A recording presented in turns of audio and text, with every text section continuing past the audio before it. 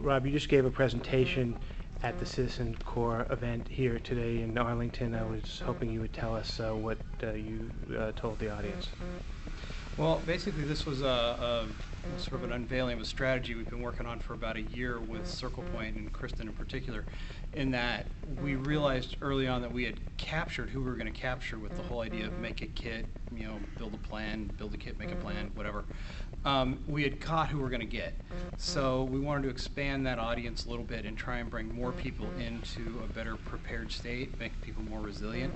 And so we decided to approach it from a way that government usually doesn't approach things, which is through strategic communication.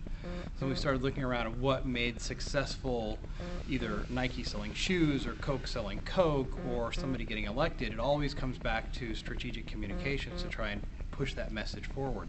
And so that's when Kristin and I connected on this, and she's really run the project since then. Kristin, tell me about, you've done an enormous amount of research on preparedness, citizen preparedness, analog programs. What did you find, and did it surprise you, or was it along the lines of what you thought you might? I don't think any of the research really surprised me as much as it was I think the most interesting sort of, as I said, an aha moment for me was then when I looked at all of the programs, and I was really taking a look at the messages, and the real reason is why was it not resonating with the audiences. And I think it's because there hasn't been that sort of, let's take these messages and actually inspire people to seek out these instructional messages about preparedness as opposed to just telling them what to do. So the whole concept of creating a conceptual sort of strategic core message that doesn't have anything to do with an actual quantifiable way of being prepared, such as get a kit, make a plan, be informed, get water, do sort of, again, those instructional messages, but how do you really craft a message that will, again, sort of cause that person to want to seek out that information? And that's sort of the basis from which we launched our entire strategy, was sort of around that whole concept of why being prepared is another state of well-being. You're prepared. When you're prepared, you're empowered. You're strong. You feel good about yourself. It's sort of and that's more of the sort of the magic of social marketing as well. Now you also saw guidance in some of the global warming environmental campaigns. How can that help in preparedness for the public? Well, the success of those efforts were really based on the consistency of visual cues, so people sharing what they've done. For example, in the green movement or any other sort of social movement, what prevalent themes are is that people saw people that they knew or trusted or respected doing that, and then they in turn wanted to seek out steps to do that themselves. So there was the whole monkey see, monkey do, and then also there was consistent visual cues. So there's someone might see something that kind of triggers that subliminal message of, oh, I want to engage in that, and then also just thinking about how the message is crafted to resonate with a particular audience. So you're not just randomly throwing out tactics or just a major outreach or advertising campaign, but you're really thinking about who we're targeting and then how would they best need to hear that message in a way that actually sticks with them, and then they'll actually do what we're trying to get them to do, which is prepare. And finally, Robert, we were talking about how to approach existing preparedness programs and messages that the government has, and one of which we all know about is getting supplies for 72 hours and go back. And you were saying, though you said you didn't want anyone to tell anyone in authority, but that you didn't necessarily think that always was the best message for folks when thinking about preparing. No, I don't. And just to kind of play off of what Kristin said for a minute, is what's unique about this project is I think what you're seeing is the application of a whole lot of social science that's been done.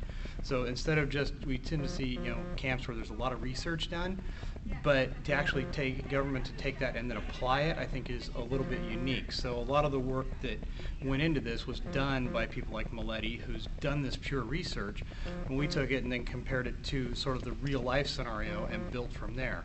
As to the preparedness side, honestly, if you tell somebody you have to go build a kit, usually the big pushback we get is, I don't have the money to buy a kit, or I don't have time to go get a kit.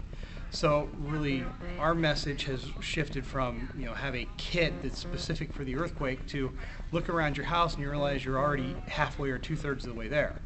You already have food in your pantry. You already most likely have a flashlight. You probably have a radio. So it's a matter of identifying what you already have, and then it's not that big of a deal to take the next step versus starting from scratch.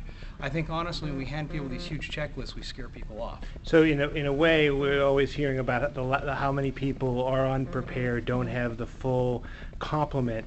What you're saying is, in some ways, we're more prepared than we think we are. We Absolutely. just have to be, kind of view it, look at it, and figure out how to build upon our existing stuff. Absolutely. I think it's a matter of changing how we view ourselves and how we view our communities. And would you say that in thinking about preparedness going forward, that maybe we should be relooking at what we're actually telling people specifically? I mean, I understand why folks are saying, trying to keep it simple, trying to keep it manageable, but is it something that you think we might want to relook at?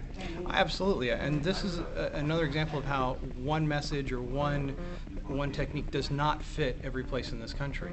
For some people, there's going to have to be that sort of keep it simple message. For other people, you really have to connect with them through a trusted source. It can't be the federal government or the local government saying, go out and look at this and do this.